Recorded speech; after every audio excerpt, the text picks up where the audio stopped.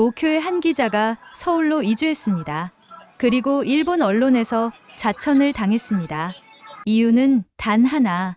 한국을 너무 긍정적으로 묘사했다는 것. 도대체 무슨 일이 벌어진 걸까요? 그는 일본에서 유력 경제지 기자였습니다. 데이터와 통계로 무장한 냉철한 분석가였죠.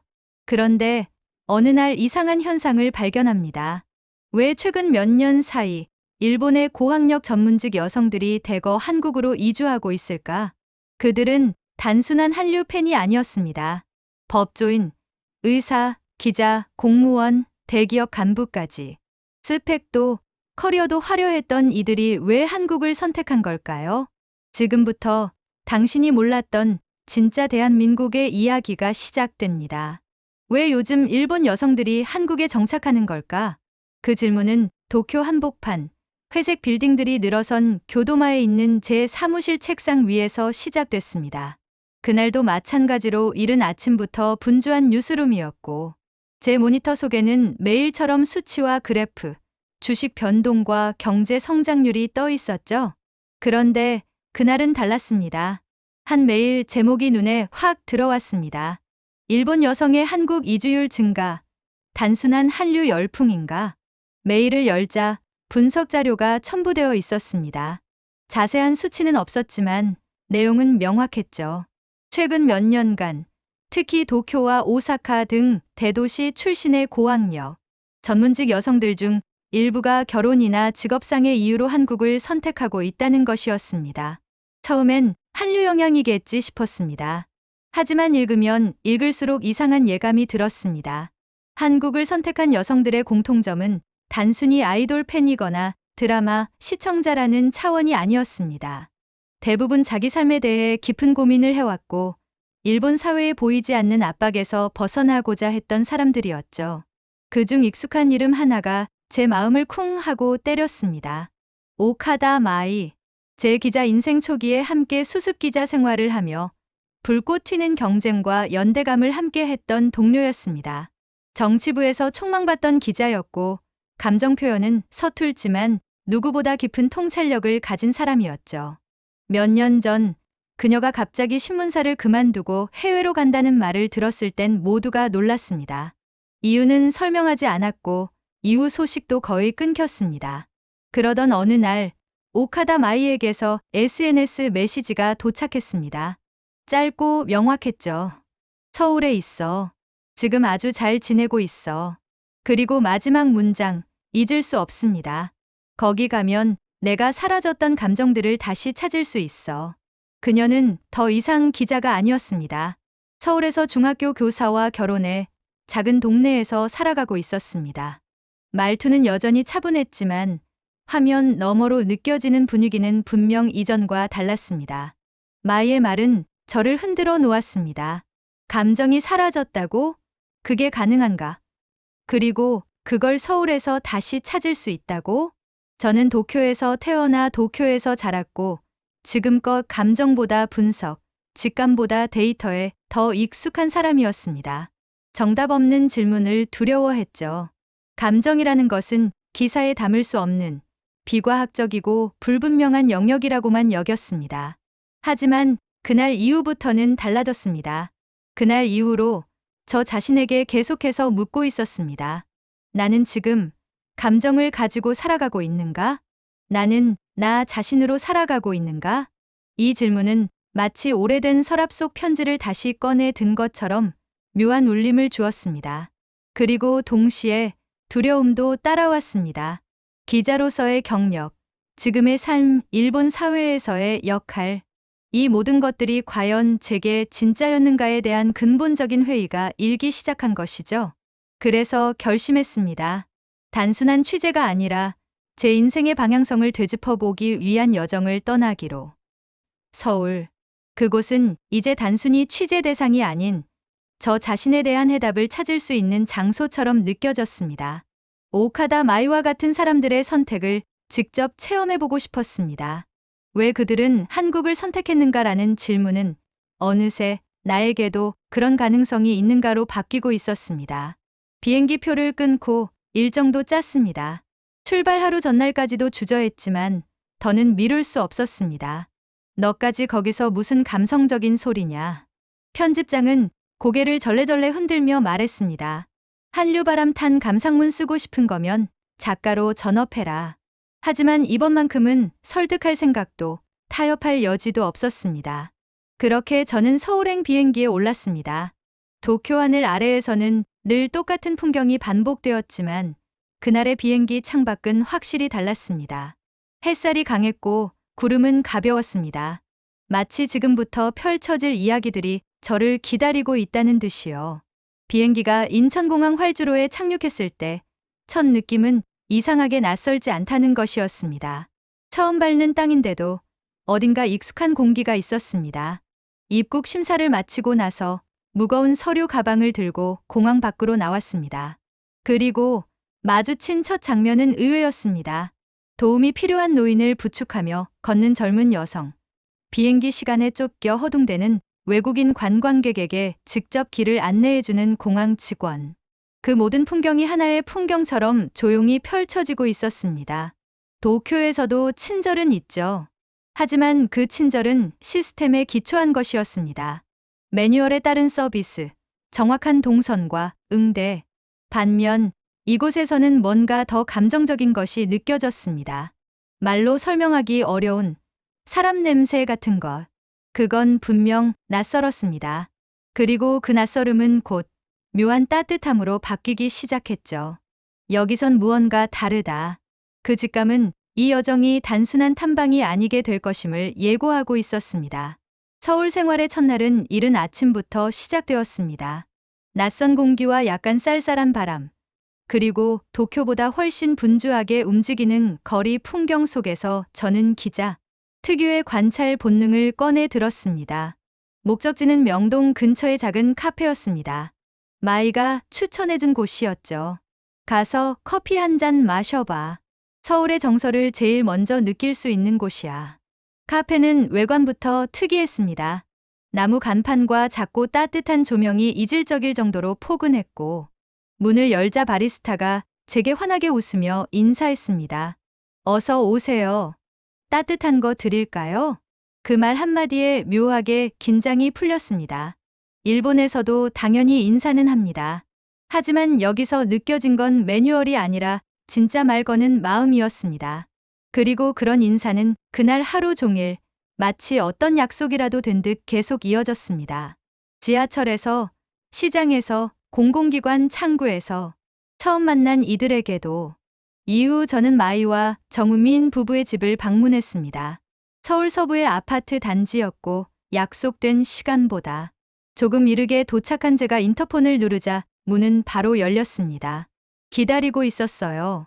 얼른 들어오세요. 우민 씨는 처음 보는 제게도 스스럼 없이 손을 내밀었습니다. 거실에는 아이 장난감과 책들, 그리고 아기자기한 인테리어가 어우러져 있었고 어디에도 위계나 억지가 느껴지지 않는 평온한 공간이었습니다. 식탁에 앉자 마이가 직접 만든 음식을 내오며 말했습니다. 기억나요? 우리 야근하면서 먹던 편의점 도시락. 그 말에 저도 모르게 웃음이 나왔습니다. 하지만 곧 분위기는 달라졌습니다. 식사 중 우민 씨가 설거지를 도맡아 하겠다고 나서고 마이는 아이 옷을 정리하며 편하게 대화를 이어갔습니다.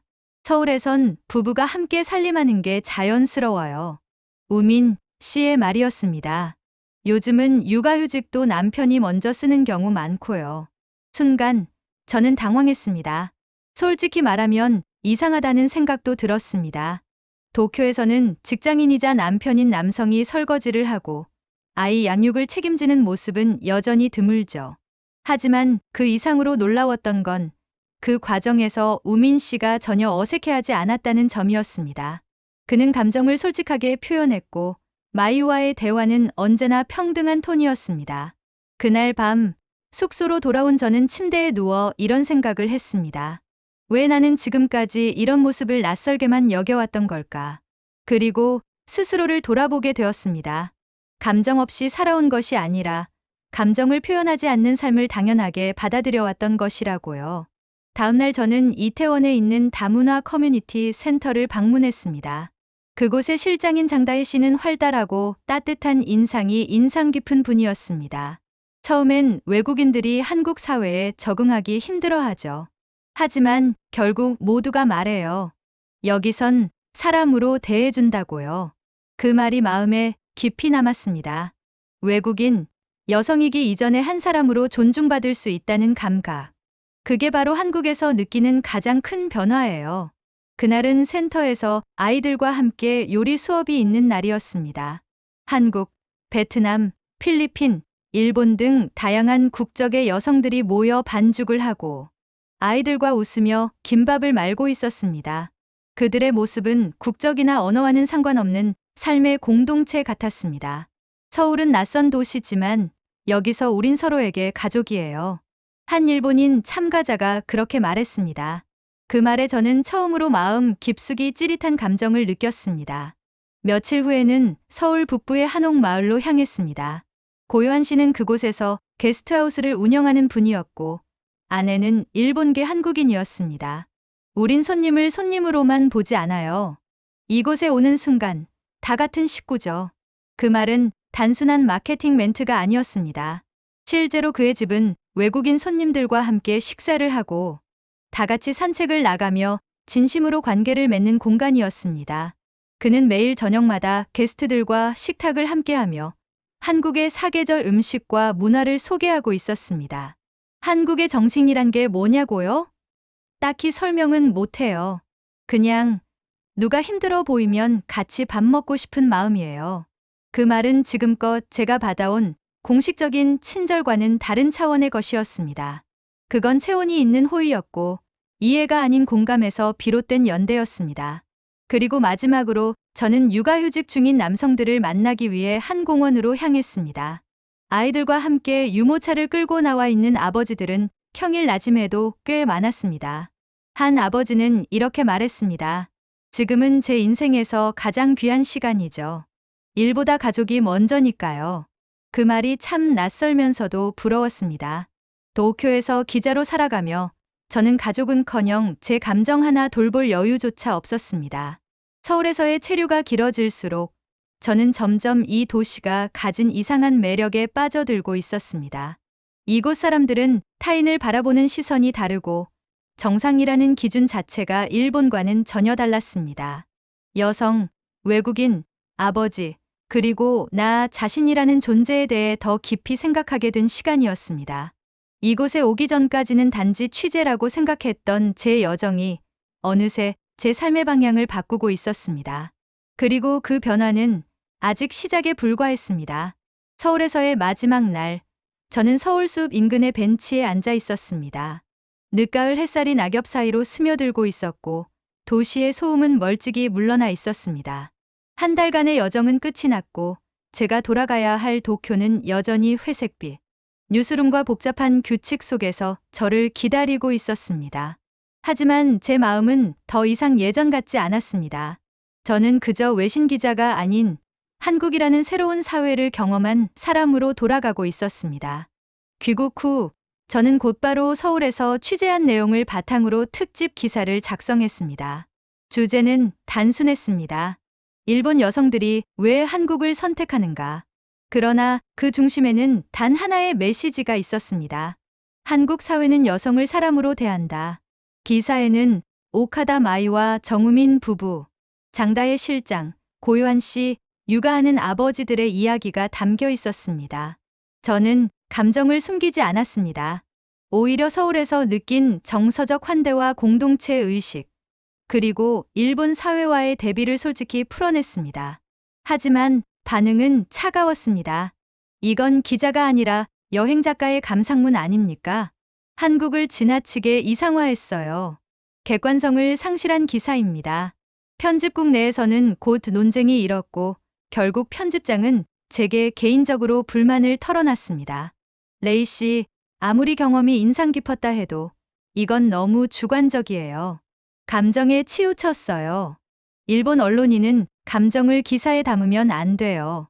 저는 잠시 침묵했습니다. 그리고 이렇게 말했습니다. 감정을 담은 게 아니라 사실을 담았습니다. 제가 본 사실을 있는 그대로 전했을 뿐입니다. 그렇게 며칠 뒤 회사는 제게 인사발령을 통보했습니다. 외신부에서 문화교류 담당으로 사실상 좌천과 다름없는 결정이었습니다. 동료 기자들 중 몇몇은 겉으로는 안타까워했지만 내심 무리했다는 눈빛을 감추지 않았습니다. 실망보다 더 컸던 건 배신감이었습니다. 진실을 말하는 것이 왜 조직 내에서 죄가 되어야 하는가? 중립이라는 이름 아래 감정을 배제하고 삶을 통계로만 설명하는 것이 과연 옳은가? 며칠 동안 저는 다시 이전처럼 통계와 수치 속에 갇혀 지냈습니다. 그러나 서울에서 만난 사람들의 얼굴이 떠올랐습니다. 여기선 나 자신으로 살 수 있어요. 사람을 사람으로 대해줘요. 그 말들이 계속 귀를 울렸습니다. 결국 저는 결심했습니다. 이제는 저 자신을 위한 선택을 하겠습니다. 그날 저는 사직서를 작성했고 서울에 있는 지인의 소개로 미디어 스타트업에 입사 제안을 받았습니다. 일본인을 위한 한국 정착 매거진 창간 프로젝트를 맡아달라는 제안이었습니다. 한국에 정착하고 싶은 일본인들에게 정보와 위로, 공감을 전달하는 콘텐츠를 만들고 싶어요. 그 제안은 마치 오래 기다려온 대답처럼 제 마음을 파고들었습니다. 서울로 이주하기 전 저는 마이에게 연락했습니다. 나도 이제 서울로 간다. 그녀는 잠시 정적 끝에 이렇게 말했습니다. 잘 왔어. 드디어 제 감정을 다시 찾게 될 거예요. 그리고 며칠 후 저는 다시 인천공항에 내렸습니다. 이번엔 취재가 아닌 삶을 위해서였습니다.